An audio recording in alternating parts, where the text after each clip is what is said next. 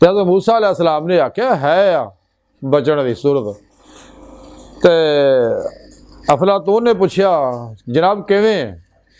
तो हज़रत मूसा अलैहिस्सलाम ने फरमाया कि मुसीबतों के तीरों तो बचन का यह तरीका कि तीर अंदाज के पहलू में जा खड़ा हो जाए। ये नहीं अल्लाह का हो जाए, अल्लाह के नाल हो जाए, अल्लाह के हजूर च हो जाए, अल्लाह की माईयत हो जाए, अल्लाह की सोबत च बह जाए जाके। अल्लाहु अकबर कबीरा। ते अल्लाह की तकदीर ते राजी हो जाए। ताई हजरत ख्वाजा गुलाम फरीद कोठ बैठने वाले फरमाते जो सोहना मेरे दुख में राजी ते मैं सुख नूं चुल्हे डावां।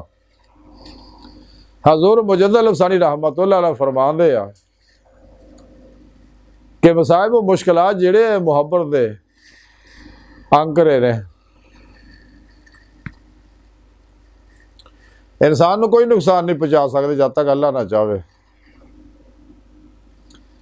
इस वास्ते इंसान की बेहतरी कामयाबी ये है कि तकदीर से राजी हो जाए, फना फिर तौहीद हो जाए, खुदा मस्त रवे, खुद सपुर्दगी की जिंदगी गुजारे, सब कुछ सोने रब के सपुर्द कर दे, हर अमल कुरान सुन्नत के मुताबिक कर ले। हजरत ईसा अलैहिस्सलाम फरमाते ने कि कल की फिक्र ना करो वरना कल वो ज़हन जिहड़े आ ये मफलूज हो जाएंगे। तो हाल दियाँ बुनियादां नूं इदां दियां चट्टानां उत्ते उस्तवार करो जिहड़ियां मुज़लज़ल ना होण, ताकि मुस्तकबिल बेहतर रहे। बरनार्ड शाह कहता है कि अपने आप को इन्ना मसरूफ रखो कि गमगीन होने वास्ते वक्त ही ना मिले। हाँ, अपने आप को आरी लाई रखो। तो अल्लाह रब्बुल इज़्ज़त ने आरी लाने का बड़ा बेहतरीन तरीका दसिया, ज़िक्रन कसीरा, खुदा मस्त रहना, इश्क इलाही ना सरशार लेना, रूह ईमान हासिल करके वल्लज़ीना आमनू अशद्दु हुब्बन लिल्लाह। तो ये नूर फिर नैगेटिव मनफी एनर्जियां नूं जलाउंदे रहंदे आ। हदीस कुदसी दे अंदर भी है कि साढ़े प्यारे आका मौलाना सदके जा हजूर फरमाउंदे ने कि मेरे सोहने रब ने गल कही है कि ऐ आदम दी औलाद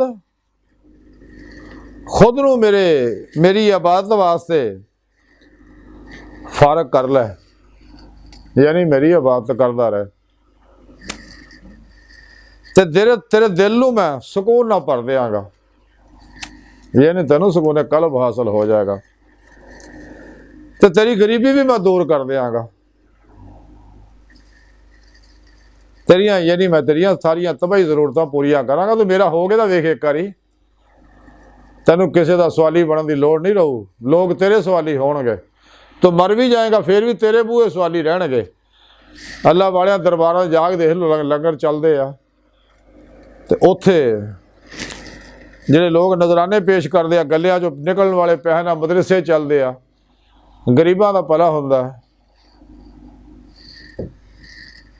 और फिर सुने रब ने फरमाया मेरा बंदे अगर फिर तू इन्ना ना कीता तो तेनों मैं दुनिया दियां उलझना विच उलझा देंगा और गरीबी बेसकूनी दे विच तेनों मुबतला कर देंगा।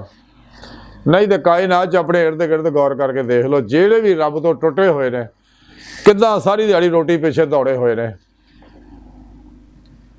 अल्लाह के प्यारे नबी सल्लल्लाहु अलैहि वसल्लम फरमाया मैं सदके जा हजूर फरमाते दुनिया मुर्दार है, ये तालब कुत्ते ने, और ये कुत्ते कई इदां दे आ तुसीं देख लो जाके, वो सुबह तड़के ही जाके दाना खोल के दुकाना खोल के बह जाते हैं, और रात को जब तक उन्होंने नींद जोर नहीं मारती ढेर रात तक, रात 11, 12, 1, 2 बजे तक दुकाना खोली रखते हैं भी हुण तक भी गाहक फस जाए, हुण भी गाहक फस जाए, वो राजी नहीं होंदे हैगे। लेकिन सच्चे मोमन जिहड़े आ वो दुकाना खोलते आ अपने सुकून नाल, सुबह तहज्जुद पढ़ते, फजर पढ़ते, कुरान की तलावत करते, अल्लाह जिक्र करते आ, सुबह हसबे हसीयत सदका करते आ, चाहे गंदम का एक दाना 1 रुपया ही क्यों ना होवे, तो फिर बड़े सुकून नाल जाके दुकाना खोलते रहे और नमाज के टाइम नमाजा अदा करते हैं और उत्थे बैठे अल्लाह जिक्र करते रहते हैं।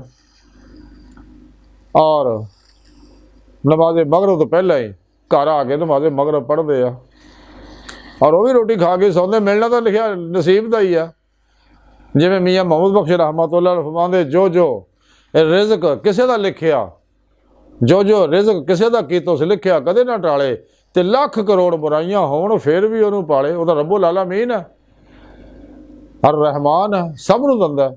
लेकिन जिहड़ा उहदा हो जाता उन्होंने फिर इस तो अलावा अल्लाह पाक अर रहीम भी है, खास नेमतां तो नवाजदा, खास रिज़्क तो नवाजदा, फिर रूहानी नूरी रिज़्क भी उन्होंने दिंदा, अपना दीदार भी कराउंदा। और ये सारा प्रोग्राम सुने रब ने कुरान च दस्सिया होया। यानी इन्हां सारियां गल्लां तो साबित होया कि अगर कोई चाहुंदा अपनी गरीबी दूर करना, अगर कोई चाहता सुकूने कल्ब की नेमत हासिल करना, तो उन्हें चाहिए फिर रब सोने का हो जाए, अल्लाह वालियां दे कदमी लग जाए। सच्चे अल्लाह वाले दो नंबर नहीं, जिन्हों के बारे कलंदर लाहौरी इकबाल फरमाते हैं कि लिबासे खिजर में हज़ारों रहज़न भी फिरते हैं, अगर दुनिया में जीना तो कुछ पहचान पैदा कर। इलाही तेरे सादा दिल बंदे किधर जाए, दरवेशी भी आई आ रही, सुल्तानी भी आई आ रही, मीरास में आई है इन्हें मसरत इरशाद, जागों के तसव्वुर में चिड़ियों का नशेमा, ना खुश हो बेजार हूँ मरमर की सिलों से, मेरे लिए मिट्टी का हरम और बना दो। इकबाल कहते काम बहुत सही है, माल पानी बनाने का, जायदादां बनाने का। लेकिन सच्चे अल्लाह वाले के बारे डॉक्टर अल्लामा इकबाल फरमाते हैं वो बहुत विरले लोग आ, सच है, जिहड़े फनाफिल कुरान सुन्नत है और सब कुछ अपने सोहने रब ते कुर्बान कर देंगे, कोले लफ्ज़ अमल करते हैं।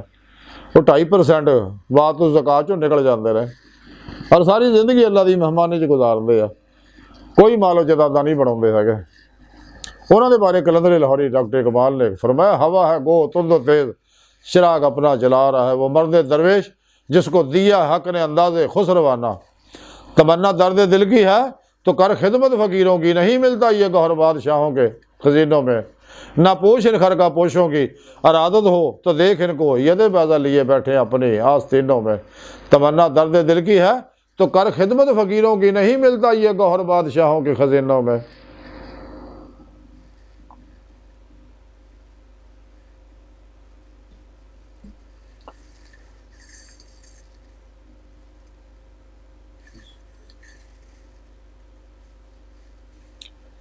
और इकबाल फरमा दिया कि फ़ख्रे जुनैदो बायज़ीद तेरा जमाल बेनकाब। इकबाल फरमा दिया ना सच्चे अल्लाह वाले को तो लभना जो कुछ लभना। अज की सारी गुफ्तगू का खुलासा ही है कि अगर कोई चाहता इंसान सुकून कल्ब और सुकून की नेमत हासिल करना चाहता हो, तो फिर यही तरीका जो मैं तुम्हें सारा दस दिता। और ये तरीका सोने मेरे रब ने दसिया कुरान च, मेरे प्यारे नबी ने दसिया और सच्चे अल्लाह वाले ने दसिया। तो यह तरीका इंसान तां ही कामयाब हो सकता अगर इंसान शैताना के बनाए हुए प्रोग्रामों चो निकलेगा। जिन्हें भी इन्होंने निज़ाम बनाए ने, खाओ सियासी है, मुआशी है, इकसादी है, इखलाकी है, रूहानी है। हाँ, अगर कोई इन्हों की तहकीक और रिसर्च कुरान सुन्नत के मुताबिक है तो काबिल कबूल है। क्यों? क्यों? हिकमत है, हिकमत जी मोहम्मद की गुमशुदा मिरास है। साढ़े प्यारे आका मौला सल्लल्लाहु अलैहि वसल्लम फरमाया कि जितों भी मिलती हासिल कर लो, इलम हासिल करो, खा तुहानूं चीन ही जाना पे। चीन किहड़ा कुरान हिफ्ज़ कराउण वास्ते कराउंदे ने, या उत्थे आलम बनाउंदे आ, मुफ्ती मुहद्दिस मुफस्सर या सूफी बनाउंदे ने। इन्हें ऐसा जदीद इलम जिस इंसानियत का भला है वो सीखण वास्ते, वो हिकमत है, वो मोहम्मद की गुमशुदा मिरास है, जितों मिलता हासिल कर लो। बहरहाल अज की सारी गुफ्तगू का खुलासा यही है कि अगर कोई इंसान सच्चा कल भी सुकून चाहता, दुनिया कब्र और आखिरत कामयाबी चाहता, अपनी गरीबी दूर करना चाहता और तखलीकी ज़हन चाहता, तो उन्हें चाहिए कि कुरान सुन्नत के प्रोग्राम के जरूर के मुताबिक दिलों अमल करे, जिक्र कसीर करे। लेकिन ये निब तां ही हासिल हो मासो अल्लाह के शैतानी प्रोग्रामों तो निकलूगा, क्योंकि जब तक सलेट साफ ना होवे, वर्का साफ ना होवे, उहदे उत्ते लिखण का कोई फायदा नहीं हैगा, ऐ वक्त ज़ाया होएगा।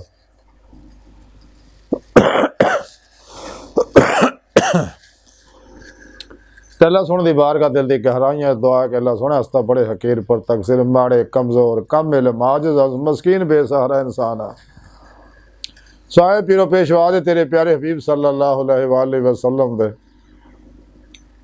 मैं सदके जा, और स्वाए तेरी सोहनी पाकज़ात दे मौला सोने साड़ा कोई सारा नहीं, और सानू तेरे तेरे हबीब पीरो पेशवा तो इलावा किसी होर सहारे की लोड़ भी नहीं।